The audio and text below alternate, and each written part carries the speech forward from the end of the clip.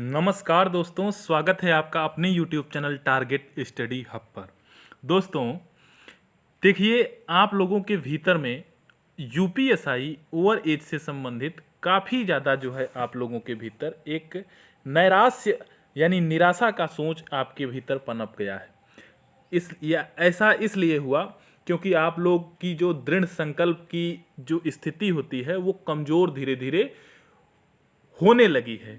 अगर आप एक चीज़ बता दें कि जिस दिन आप लोग ये मौका गंवाए और सही आपसे बताएं, अगर हार गए तो निश्चित है कि आप लोग कभी भी जीवन में अपने आप को, जब आप एक दरोगा को देखेंगे और उसके बाद जो है वो किस प्रकार से समाज की सेवा करते हुए, जो कि आप भी काबिल हैं, आपके पास भी अवसर है, आपके साथ थोड़ा सा छल और छलावा सरकार के द्वारा हुआ है।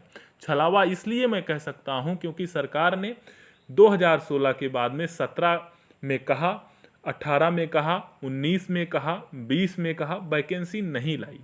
ये सारी चीज़ें मैं भूमिका बांधने के लिए नहीं, मैं आपको सिर्फ और सिर्फ कुछ चीज़ें जो हैं जिसमें मैं बातचीत करने के लिए आपके सामने आया हूँ। ओवर एज में क्या हो सकता है, ये मेरा मेन मुद्दा है कि ओवर एज में अब क्या हो सकता है। तो ओवर एज में क्या हो सकता है इस पर बातचीत करेंगे, ठीक है। और उसके बाद में इतना ज़्यादा कन्फ्यूजन क्यों पैदा हुआ है इस पर बातचीत करेंगे। क्यों ज़रूरी है टीम में सच्चाई, इस पर बातचीत करेंगे। देखिए, एक चीज़ तो आपको पता ही है कि जो यूपीएसआई का जो केस है, यूपीएसआई के केस में ये निश्चित है कि आप लोग जो है स्टूडेंट हैं और एक स्टूडेंट किस प्रकार से अपने आप को जो है मैनेज कर सकता है कि वो फीस पर हियरिंग, सुप्रीम कोर्ट में पर हियरिंग जो है अफोर्ड कर सके। ये सारी चीज़ें हैं। अब सुप्रीम कोर्ट जाएगा तो देना तो पड़ेगा ही, लेकिन जिसकी मानसिकता, बहुत से बच्चे हैं जो ये कहते हैं कि सभी टीमें एक हो जाएं। मैं आपसे बता दूं कि मैं ऐसे हवा हवाई में बातचीत नहीं करता हूं, और मैं उनको भी जो है आगाह करना चाहता हूं जो सपोर्ट कर रहे हैं कि आप लड़िए। अभी तक खरे साहब के नाम पर जो है लोगों को से फंडिंग किया गया, और लोगों से फंडिंग करने के बाद में आप लोगों ने ये देखा होगा कि खरे साहब के केस में मात्र 17 लोग थे, और 17 लोगों के अलावा जो भी लोग थे बहुत ही सस्ते वकीलों के द्वारा उनको कनेक्ट करवाया गया रेट में। अब उसके बाद में आप हमको बता दीजिए कि उनके सपोर्ट में जो भी यूट्यूब चैनल लगा हुआ है, मैं नाम नहीं लेना चाहता हूं, पहले तो नाम उन लोगों का लिया करता था। थोड़ा सा आपको इशारा कर दें कि वो डेली के डेली जो है एक इन्फॉर्मेशन वीडियोज देते हैं, और उनसे अगर कोई पूछे कि अगर ये बच्चे जो कि जेन्युइन हैं, कोर्ट ने भी एक बार माना अंतरिम ऑर्डर में कि ये लोग जेन्युइन हैं, और उसके बाद में उनकी याचिका को खारिज कर दिया। तो यानी एक प्रथम दृष्टया ये मान लिया गया कि ये लोग एक जेन्युइन कैंडिडेट हैं, तो यानी ये जेन्युइन थे। अभी तक तो हलफनामे से ये सिद्ध था कि ये लोग जेन्युइन थे या गैर जेन्युइन थे, तो हलफनामे के से निकल करके आया कि एक बार कोर्ट ने भी मान लिया, तो एक और मुहर लग गई। तो ये जी जो सपोर्ट कर रहे हैं, और बार बार जो है मैं उनके लिए एक ही चीज़ कहना चाहूँगा कि झूठों ने झूठों से कहा सच बोलो। बात को आप समझिएगा, झूठों ने झूठों से कहा सच बोलो। सरकारी इश्तिहार निकला है, सरकारी ऐलान हुआ है, सच बोलो। और घर के अंदर झूठों की एक मंडी बैठी है, और दरवाजे पे लिख रखे हो सच बोलो। कंपनी गार्डन में हम लोग जा करके लाइव स्ट्रीम भी किए थे। सभी बच्चों ने ये कहा कि आप डीबी का खर्चा पूरा पूरा उठाइए, क्योंकि आपके पास इतना पैसा आ चुका है।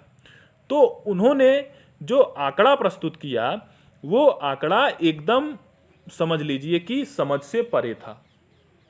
यानी खर्चा टोटल 2 से 2.5 लाख दोनों वकीलों के यहाँ, 2 से 2.5 लाख। मैं मानता हूँ कि कोर्ट फीस वगैरह सारी चीज़ें अगर ले लिया जाए तो बहुत सी ऐसी चीज़ें हैं। बाद में उनसे ये कहा गया कि सिर्फ और सिर्फ डीबी का आप जो है खर्चा आप उठा लीजिए, तो डीबी का खर्च भी उठा लेते तो भी जो है टोटल 5 लाख से ज़्यादा ना होता। वो भी उठाना नहीं चाहे, फिर से फंडिंग भी शुरू कर दिए। और आप लोगों को मैं ये भी बता दूं कि आप लोग फिर से उन्हीं के ऊपर विश्वास कर रहे हो। मैं आपको बता दूं कि बहुत बड़े चैनल के द्वारा रिकमेंडेशन किया गया उनका, जिनकी लीडिंग रिपीटिशन थी, उन्होंने क्या किया आपके साथ में, ये सारी चीज़ें। अब जो परिहार साहब हैं, वो इतना ज़्यादा लोग उनको जो है मोहब्बत करते हैं, उनके चैनल को देखते हैं, तो उनकी एक जिम्मेवारी होती है। उनकी जिम्मेवारी ये होती है कि कम से कम उनको कुछ न कुछ जो है, जो यूपीएसआई के बच्चे हैं जो कि जेन्युइन हैं, ओवर एज हो चुके हैं, उनका सही तरीके से साथ दें और आने पाई का उनका हिसाब हो, जिससे कि सुप्रीम कोर्ट में आसानी से लड़ा जा सके। ये सारी चीज़ें हैं, इसलिए टीम में सच्चाई होने की आवश्यकता है। लेकिन अब जो ओरिजिनल चीज़ है कि सुप्रीम कोर्ट में अभी क्या हो सकता है। देखिए, सुप्रीम कोर्ट में जाया तो जा सकता है स्पेशल अपील के माध्यम से, लेकिन ये पहले ही गए होते तो सही था, जब हम लगातार कह रहे थे कि सीधे पहुंचो। हमने ये बातें सबसे कही, लेकिन ये लोग सिर्फ और सिर्फ पैसा कमाने, मामले को एक्सटेंड करने, जैसे चिंदी चोर जिसको कहते हैं, इसमें जो है इन सारी चीज़ों से कुछ मिलता नहीं है।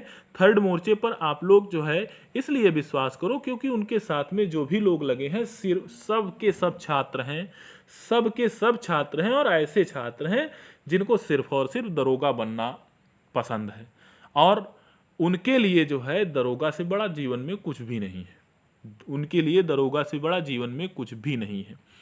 और उनके साथ में जो भी यूट्यूब चैनल लगे हैं, चाहे विनय पांडे सर हों, ईश्वर ने उनको बहुत कुछ दिया है और बहुत ही रिनोन्ड जो है जॉब में हैं वो सारी चीज़ें हैं। तो निश्चित रूप से जो है कोई कन्फ्यूजन नहीं रखना चाहिए। सुप्रीम कोर्ट में अभी भी आपका रास्ता खुला है, लेकिन अब जब सिंगल बेंच में आप हार गए हो, तो सिंगल बेंच के बाद में आपको डबल बेंच जाना पड़ेगा, यही एक मेरिट है। सुप्रीम कोर्ट में आप अगर जाते हो तो डायरेक्शन इश्यू करवा सकते हो कि इसको मेरिट पे रख करके सुनवाई की जाए। जो काम यहाँ से भी जो है वकीलों के माध्यम से बच्चे कर रहे हैं, मेरिट पर रख करके ही जो है वकील साहब इसकी सुनवाई करने की कोशिश कर रहे हैं, राधाकांत ओझा सर। तो निश्चित रूप से 28 तारीख को आपकी जो है पहली सुनवाई हो जाएगी। जब पहली हियरिंग हो जाए तब आप जो है सुप्रीम कोर्ट पहुँचे, निश्चित रूप से जो है आपका तब जो है जो मेरिट है वो बढ़ जाएगा। और अभी आपके पास टाइमिंग बहुत है। जो 20 अक्टूबर कहा जा रहा है, 20 अक्टूबर से तो नहीं होगा पेपर, ये तो निश्चित है। चाहे आप लोग तुरंत उसी दिन जो है खारिज हो जाए याचिका 28 के 28 को, इससे मतलब नहीं, 20 को नहीं होगा, होगा तो 27-28 से होगा। और 27-28 से जो पेपर होगा तो अभी ये गौड़ है, इसको आप गौड़ मान के चलिए। तो अभी ये आपके पास काफ़ी समय है। अब लोग कहेंगे कि 5 महीना काफ़ी नहीं हुआ, 28 दिन काफ़ी होगा। जी बिल्कुल, 5 महीने में बहुत काम हुआ है, बहुत काम हुआ है। सिंगल बेंच में लड़ाई हुई है, सिंगल बेंच में हार हुई है, सिंगल बेंच में लोगों को ये पता चल पाया है कि कौन क्या कर रहा है, ये सारी चीज़ें हैं। और थर्ड मोर्चे पर विश्वास लोगों का बढ़ा है एकदम प्रचंड तरीके से, ये जो है निकला है अभी तक। तो थर्ड मोर्चे के साथ में आप लोग जो है लड़ाई लड़िए और आगे बढ़िए खुद को जो है। अब देखिए, जो लोग मन से हार जा रहे हैं, मैं उनके लिए सिर्फ इतना कहना चाहूँगा, ईश्वर का दिया हुआ कभी अल्प नहीं होता। जो आपको ये हार मिली है वो भी अल्प नहीं है। जो टूट जाए वो संकल्प नहीं होता। हार को लक्ष्य से दूर रखना ही है मेरे दोस्त, क्योंकि जीत का कोई विकल्प नहीं होता। ठीक है, जीत का कोई विकल्प नहीं होता। बात यह है कि ये सब काम करने के लिए एक जुनूनी व्यक्ति होना चाहिए आपके जेहन में। मेरा कोई जो है इस वैकेंसी से फ़ायदा नहीं, कोई लाभ नहीं। आप लोगों के लिए वीडियो बनाता हूँ, आप लोगों के लिए इन्फॉर्मेशन शेयर करता हूँ, आप लोगों के लिए जो भी संभव हो सकता है मैं वो चीज़ें करता हूँ। तो ये सारी चीज़ें हैं और ये एक जुनून है, ठीक है। और वही जुनूनी बच्चे कंपनी गार्डन में आए और आपके वो सर जी जो हैं उनसे हिसाब मांगने की कोशिश किए, वो हिसाब देने में नाकाम रहे। और नाकाम रहने के साथ में कोई थर्ड मोर्चा बनने का कोई भी जो है किसी का मनसा नहीं था, किसी को कोई शौक नहीं है कि कोर्ट में आए। लेकिन जब एक विद्यार्थी का प्रतियोगिता दर्पण खत्म हो जाता है तो उसके लिए भोजन मिले ना मिले वो जरूर यूनिवर्सिटी रोड पहुंचता है और प्रतियोगिता दर्पण खरीदता है। आज जो है ऑनलाइन लोग पढ़ने लगे, रफ खरीदता है और ये सारी चीज़ें होती हैं। तो आज इस विद्यार्थी के लिए, इन विद्यार्थियों के लिए ज़रूरी हो गया है कोर्ट जाना। तो ये उसी को अपना जो है पढ़ाई लिखाई मान रहे हैं, और क्योंकि इस रास्ते से होकर के गुजरना ही पड़ेगा, चाहे आप जो है डीबी में लड़िए, चाहे आप सुप्रीम कोर्ट में लड़िए। तो इन सारी चीज़ों से आप लोगों को एक जुनून बना के रखना पड़ेगा। मैं आपको बता दूं, यूं ही नहीं मिलती मंजिलें, यूं ही नहीं मिलती मंजिलें, एक जुनून सा अपने दिल में जगाना पड़ता है। पूछा चिड़िया से कैसे बनाया आशियाना, बोली भरनी पड़ती है उड़ान बार बार, एक बार नहीं बार बार पैरवी करनी पड़ती है, बार बार कोर्ट जाना पड़ता है। बोली भरनी पड़ती है उड़ान बार बार, तिनका तिनका उठाना पड़ता है।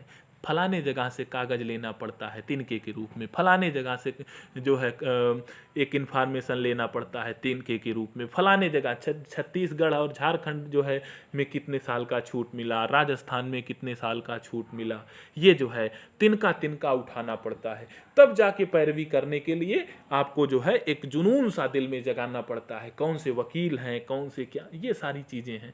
इस तरीके से जो है लोग अपने इस लड़ाई को अंजाम दे रहे हैं। निश्चित रूप से आप लोग जो है साथ दीजिए, तो जो है साथ तो दे ही रहे हैं। सबसे अच्छी बात तो यही है कि साथ दे रहे हैं। आप देख रहे हैं डबल बेंच में आपके ही बल पर ये सारी चीज़ें संभव हो पाई हैं, और यूट्यूब के इतिहास में इस तरीके से एकदम आने पाई का हिसाब भी दिया गया। बहुत ही जो है मतलब कि अपने आप में नायाब रहा और दिल खुश कर देने वाली चीज़ें रही, और छात्र के लिए इससे बड़ी चीज़ें कुछ भी नहीं हो सकती हैं। और यही मेरा जो है सोच था, यही चीज़ें थी, और मुझे इसी बात से जो है डर लग रहा था कि कहीं ऐसा ना हो कि जिस तरीके से हमारा जो है आगे का 2 मोर्चा, पहला और दूसरा फेल हुआ, कहीं तीसरा मोर्चा भी ना फेल हो जाए। बहुत बहुत धन्यवाद आपको। जैसा होगा आप कमेंट बॉक्स में लिख दीजिएगा, मैं उसका जवाब दूंगा पढ़ करके।